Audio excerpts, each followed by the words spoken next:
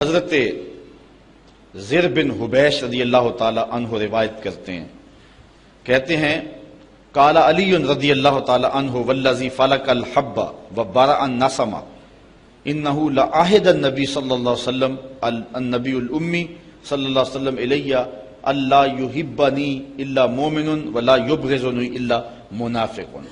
حضرت علی فرماتے ہیں مجھے قسم ہے اس رب کی جس نے گٹھلی کو پھاڑا اور دانے کو چیرا کہ حضور نے میرے بارے یہ بات کہی کہ تیرے سے محبت مومن کرے گا اور بغض منافق رکھے گا۔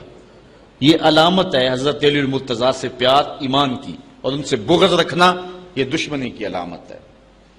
حضرت عمران بن حسین سے روایت لیتے ہیں، وہ حضور سے بیان کرتے ہیں کہ آقا کریم علیہ السلام نے فرمایا ان علی منی وانا منہ وہو ولی کل مومن، کہ علی میرے سے ہے اور میں علی سے ہوں، اور علی ہر مومن کا دوست ہے، ہر مومن کا ولی ہے۔ حضرت زید بن ارقم رضی اللہ تعالیٰ عنہ فرماتے ہیں کہ حضور نے فرمایا من کنت مولا ہو فعلی مولا، جس کا میں مولا ہوں اس کا علی مولا ہے۔ اللہ اکبر۔ حضرت انس رضی اللہ تعالیٰ عنہ روایت کرتے ہیں کہ کالا کانا عند النبی صلی اللہ علیہ وسلم طیر، ایک دن حضور کے پاس کوئی بھنا ہوا پرندہ آیا، فقال اللہم آتنی بأحب خلقک الیک یاکل معی ھذا الطیر، یا اللہ کوئی ایسا بندہ بھیج دے جس سے تو سب سے زیادہ پیار کرتا ہے تاکہ یہ جو پرندہ میں اس کے ساتھ بیٹھ کے کھاؤں۔ کہتے ہیں فجاءہ علی فاکل معہ، تو حضرت علی تشریف لے آئے تو حضور نے ان کے ساتھ بیٹھ کر کے وہ پرندہ تناول فرمایا۔ اور حضرت ام عطیہ روایت کرتی ہیں کہ حضور نے ایک لشکر روانہ کیا جس لشکر میں حضرت علی رضی اللہ تعالیٰ عنہ تھے۔ قالت فسمیت رسول اللہ، حضرت ام عطیہ کہتی ہیں یہ میں نے خود حضور سے سنا کہ آقا کریم علیہ السلام وہو رافع یدیہ، حضور ہاتھ اٹھا کے دعا کر رہے تھے، کیا؟ سنو ذرا لفظ، اللہم لا تمتنی حتی ترینی علیٰ، اے اللہ جب تک علی نہیں آ جاتا میں اس کو دیکھ نہیں لیتا، مجھے موت نہ عطا فرمانا۔ اللہ اکبر۔ یہ حضرت علی المرتضیٰ رضی اللہ تعالیٰ عنہ کے لیے حضور علیہ السلام کے پیار کی دل آویز کہانی ہے۔ اور حضرت ام سلمہ رضی اللہ تعالیٰ عنہ حضور نبی رحمت سے روایت کرتی ہیں، ام المومنین رضی اللہ تعالیٰ عنہ کہتی ہیں لا یحب علی منافق ولا یبغضہ مومن، کہ علی سے منافق محبت نہیں کر سکتا اور مومن بغض نہیں رکھ سکتا۔ یہ پکی علامت ہے۔ بلکہ اس عنوان کے ساتھ ایک قول فیصل آپ کے سامنے رکھوں، بات آگے بڑھ رہی ہے۔ حضرت برا بن عازب رضی اللہ تعالیٰ عنہ سے روایت لیتے ہیں، اور زید بن ارقم رضی اللہ تعالیٰ عنہ جو ہیں وہ یہ روایت کرتے ہیں کہ حضور نبی رحمت صلی اللہ علیہ وآلہ وسلم نے جو ہے جب غدیر خم کے پہ پہنچے تو حضور نے حضرت علی کا ہاتھ پکڑ لیا، اور پھر حضور نے فرمایا لوگوں کیا تم جانتے ہو کہ میں مومنین سے ان کی جانوں سے زیادہ قریب ہوں؟ لوگوں نے کیوں نہیں؟ تو پھر حضور نے فرمایا لوگوں تم جانتے ہو کہ میں ہر مومن کا جو ہے وہ مولا ہوں اور اس کی جان سے زیادہ اس کا مالک اور اس کے قریب ہوں؟ کہا کیوں نہیں؟ تو پھر حضور نے فرمایا اللہم من کنت مولاہ فعلی مولا، اللہم وال من والاہ وعاد من آداہ۔ تو کہتے ہیں کہ پھر حضور نے حضرت علی کا ہاتھ پکڑا اور کہا اے اللہ جس کا میں مولا ہوں اس کا علی مولا ہے، اے اللہ جو اللہم وال من والا ہو، جو اس سے پیار کرے تو بھی اس سے پیار کر، اور جو اس سے عداوت رکھے اے اللہ تو بھی اس سے دشمنی رکھ۔ اور حضرت علی المرتضیٰ خود بیان فرماتے ہیں کہ حضور علیہ السلام نے فرمایا فی کا مثل من عیسیٰ، اے علی تیری مثال حضرت عیسیٰ والی ہے، جن کے معاملے میں آ کے دو لوگ برباد ہو گئے، یہودی بھی اور عیسائی بھی۔ یہودیوں نے حضرت عیسیٰ سے بغض رکھا، ان پر تہمت لگائی، ان کی ماں پر تہمت لگائی، وہ بھی برباد ہو گئے، ان کے قتل کے درپے ہوئے، برباد ہو گئے۔ اور عیسائیوں نے حضرت عیسیٰ سے اتنا پیار کیا کہ انہیں اللہ کا بیٹا کہہ دیا، تو وہ بھی برباد ہو گئے۔ فرمایا اے علی تیری وجہ سے بھی لوگ برباد ہوں گے۔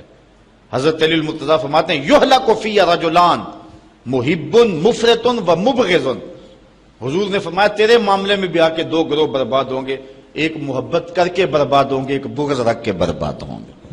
ترازو ہے جس پر میں اور آپ اپنے آپ کو تول سکتے ہیں۔ اگر حضرت علی المرتضیٰ کا نام آئے طبیعت میں گھٹن پیدا ہو تو سمجھ لو اندر نفاق پل رہا ہے، اور حضرت علی المرتضیٰ کے ساتھ ایسا پیار کہ علی کے یاروں کا نام بھی گوارا نہ ہو تو پھر بھی سمجھو بربادی آ گئی ہے۔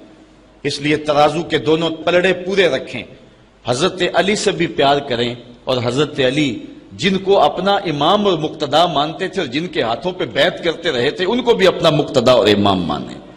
اور اللہ تعالیٰ جل شانہ نے یہ ہمیں سعادت نصیب فرمائی ہے اور یہ عزت عطا فرمائی ہے۔ حضور علیہ السلام نے ارشاد فرمایا، روایت ہے حضرت انس رضی اللہ تعالی عنہ سے، حضور نے فرمایا، ارحم امتی بے امتی ابو بکر، میری امت میں میری امت پر سب سے زیادہ نرم دل ابو بکر ہے، واشدہم فی امر اللہ عمر، اور اللہ کے معاملات میں اس کے امور میں سخت ترین شخص جو ہے اس کا نام عمر ہے، واصدقہم حیاء عثمان، اور جو حیا میں جو ہے وہ سب سے آگے ہے وہ عثمان ہے، اور ایک روایت میں وَأَقْضَاهُمْ عَلِيٌّ، اور لوگوں میں سب سے زیادہ جو فیصلہ کرنے والا ہے، جو سب سے بڑا قاضی ہے، وہ علی ہے۔ اور پھر حضور نے فرمایا وَأَفْرَدُهُمْ زید بن ثابت رضی اللہ تعالی عنہ، اور علم فرائض کا سب سے زیادہ جاننے والا زید بن ثابت ہے۔ وَأَقْرَأُهُمْ أُبَيْ بن قعب، اور سب سے بڑا قاری میری امت میں ابی بن قعب ہے۔ وَعَالَمُهُمْ بِالْحَلَالِ وَالْحَرَامِ معاذ بن جبل، اور حلال و حرام کو سب سے زیادہ جاننے والا معاذ بن جبل ہے۔ وَلِكُلِّ أُمَّةٍ أَمِينٌ، اور ہر امت کا کوئی امین ہے۔ وَأَمِينُ هَذِهِ الْأُمَّةِ ابو عبیدہ بن الجراح، اور اس امت کا امین ابو عبیدہ بن جراح ہے رضی اللہ تعالی عنہ۔ حضور علیہ السلام کے سارے صحابی مختلف پھول ہیں۔ آج لوگوں کے اندر جو ہے وہ ایک عجیب صورتحال بن گئی ہے۔ حضرت صاحبزادہ صاحب رحمۃ اللہ تعالی علیہ سے کسی نے پوچھا، حضرت ایک مسئلہ تو بتائیں کہ حضرت عائشہ افضل ہیں یا حضرت فاطمہ افضل ہیں؟ پوچھنے والے کی نیت تو کچھ اور تھی کہ صاحبزادہ صاحب کو پھنسائیں گے، تو جن لوگوں کو اللہ نے بصیرت دی ہوئی ہوتی ہے بات کرنے کا ڈھنگ بھی دیا ہوتا ہے۔ اللہ اکبر۔ تو حضرت سیدہ فاطمہ افضل ہیں اور یا حضرت سیدہ عائشہ افضل ہیں؟ تو آپ فرمانے لگے، اس کی نیت سے تو آگاہ ہو گئے، فرمانے لگے بیلیا اگر دیکھیں بیٹی ہونے کی حیثیت سے تو فاطمہ بیٹی ہے نبی کی اور عائشہ بیٹی ابو بکر کی۔ ابو بکر کی بیٹی نبی کی بیٹی سے افضل تو نہیں ہو سکتی، اور اگر دیکھیں بیوی ہونے کی حیثیت سے تو عائشہ بیوی ہے نبی کی اور فاطمہ بیوی ہے علی کی۔ علی کی بیوی نبی کی بیوی سے افضل تو نہیں ہو سکتی ہے، اور اس کا منہ بند ہو گیا۔ تو اس طرح سے آپ نے جو ہے وہ گفتگو فرمائی۔ تو کسی کو کوئی، حضور نے یہ سارے صحابہ کی شانیں بیان فرمائی، کوئی اس شان کا مالک تھا، کوئی اس شان کا مالک ہے۔ کسی کو ہبر الامہ کہا، کسی کو امین حاضر الامہ کہا، کسی کو کہا کہ میرے ماں باپ اس پہ قربان ہو، حضرت سعد کے لیے کہا علم یا سعد فدا کا امی واپی۔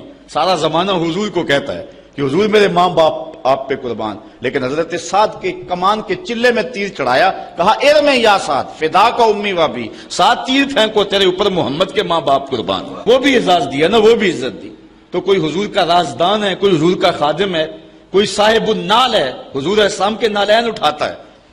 بلال کا مرتبہ رضی اللہ تعالیٰ عنہ کا اپنا ہے۔ شاہ کی نماز کھڑی ہوئی، حضور نے نماز شاہ پڑھائی۔ نماز شاہ پڑھا کر کے حضور جلدی جلدی اپنے جو ہے وہ کاشان انور کی طرف چل پڑے۔ تو جب حضور چل پڑے تو میں حضور علیہ السلام کے پیچھے چلا، چونکہ میری غرض تھی، میں ماں سے وعدہ کر کے آیا تھا کہ حضور سے آپ کے لیے اور اپنے لیے مغفرت کی دعا کرواؤں گا حضور سے۔ تو ماں نے پوچھنا تھا بیٹے حضور سے دعا کروائیے، تو میں کیا جواب دوں گا؟ تو میری خواہش تھی کہ میں حضور سے ملوں، حضور سے عرض کروں حضور میرے لیے اور میری ماں کے لیے مغفرت کی دعا کر دیجئے۔ میں حضور کے پیچھے چلا، فسامع صوتی، تو میرے پاؤں سے آواز پیدا ہوئی، تو آقا کریم نے سنا، فقالا من ھذا حذیفہ، تو حضور نے فرمایا کون ہے؟ حذیفہ ہے۔ رخ بھی نہیں موڑا، ویسے کہا کون ہے، اور ساتھ ہی کہہ دیا حذیفہ ہے۔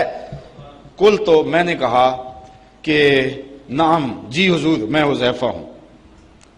اب اگلی بات میں نے کرنی تھی کہ میں کس لیے آیا ہوں، لیکن حضور نے فرمایا ما حاجتوں کا غفر اللہ لک ول امک، اللہ تجھے بخشے تیری ماں کو بخشے، کیا کام ہے؟ حذیفہ کیا لینے آئے ہو؟ اللہ تجھے بھی بخش دے تیری ماں کو بھی بخش دے۔ اچھا جب انسان نے کوئی سوال ترتیب دیا ہوا ہو تو ایسے ہو جائے تو پھر تو عجیب صورتحال ہو جاتی ہے، تو کہتے ہیں میں چپ کا چپ کے کہوں آگے کیا؟ حضور نے کہا کہ اللہ تجھے بخشے، غفر اللہ لک ول امک ما حاجتوں کا، تجھے کیا غرض ہے، کس لیے آئے ہو؟ اللہ تجھے بھی بخش دے تیری ماں کو بھی بخش دے۔ تو میں اب خاموش تو پھر حضور نے خود ہی فرمایا ان ھذا ملک لم ينزل الارض قط قبل هذه الليله استاذن ربه ان يسلم علی ويبشرني بان فاطمہ سیدۃ النساء اہل الجنہ وان الحسن والحسین سیدہ شباب اہل الجنہ، کہ کہا کہ اے حذیفہ سنو، پھر جو تمہارا مطالبہ تھا وہ تو پورا ہو گیا، ایک میری بات بھی سنو، یہ میرے پاس فرشتہ آیا ہے جو آج سے پہلے کبھی دھرتی پہ آیا نہیں ہے، اور اللہ سے خصوصی اجازت لے کر میری زیارت کے لیے آیا ہے، اور مجھے بتانے آیا ہے کہ آپ کی بیٹی فاطمہ جنتی عورتوں کی سردار ہے اور آپ کے بیٹے حسن اور حسین جنتی جوانوں کے سردار۔ اللہ تعالیٰ جل شانہ آل و اصحاب نبی کی عظمت کو ماننے کی توفیق نصیب فرمائے۔ آفاق کے ہر ہر گوشے میں قرآن سنا کر دم لینا، اب رکنا نہیں، اب تھمنا نہیں، فردوس میں جا کر دم لینا، آفاق کے ہر ہر گوشے میں قرآن سنا کر دم لینا، اب رکنا نہیں، اب تھمنا